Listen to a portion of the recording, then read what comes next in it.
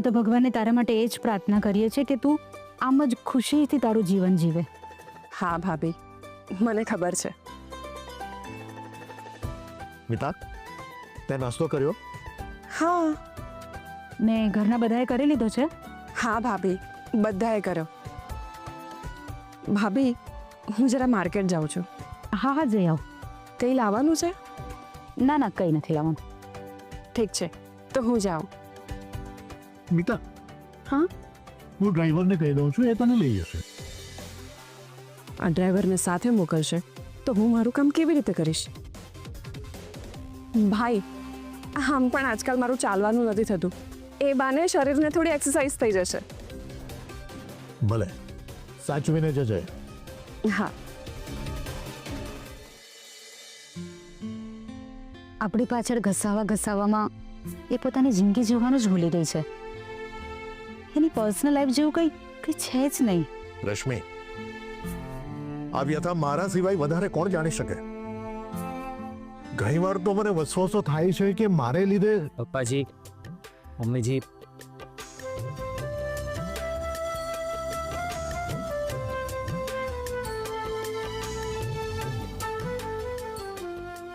Happy new year. તમને પણ. પપ્પાજી, અમે ઇન્ક્વાયરી કરીને આવીએ છીએ. ઠીક છે, પણ કેવી રીતે જશો? પપ્પાજી, હું સામાન લઈને ટેમ્પોમાં જે રસ્તે પસાર થયો હતો ને એ રૂટ પર જઈ આવું. કદાચ કોઈ પ્રૂફ મળી જાય. ઠીક છે બેટા. અને હા, આજના બધા છાપા મેં જોઈ લીધા છે. કોઈ પણ ન્યૂઝ કોઈ પણ છાપામાં નથી આવ્યા. તમે લોકોએ ભલે મારી મદદ ના લીધી, પણ મિસ્ટર ઠાકરે કોઈ પણ છાપામાં ન્યૂઝ નથી આવવા દીધા.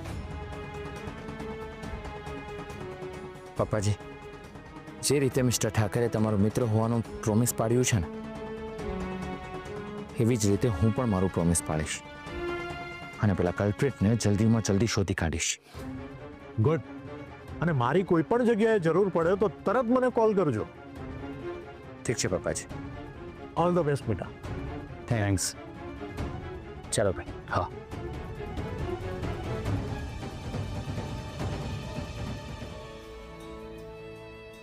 કેવો દિવસ છે નહીં? આજે બેસતા વર્ષના દિવસે બધાએ સાથે મળીને ખુશીથી તહેવાર મનાવવાનો હોય, ત્યારે આ બિચારા છોકરાઓ પોતે નિર્દોષ છે એ સાબિત કરવા નીકળ્યા છે. This is called life, Rashmi. You never know શું થઈ શકે.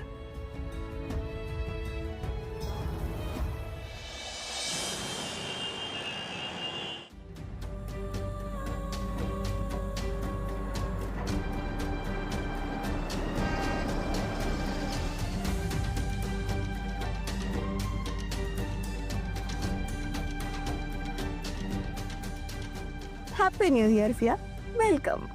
શેનું હેપી ન્યૂ યર? કેમ? આખી જિંદગી ડરી ડરીને રહેવું પડે છે.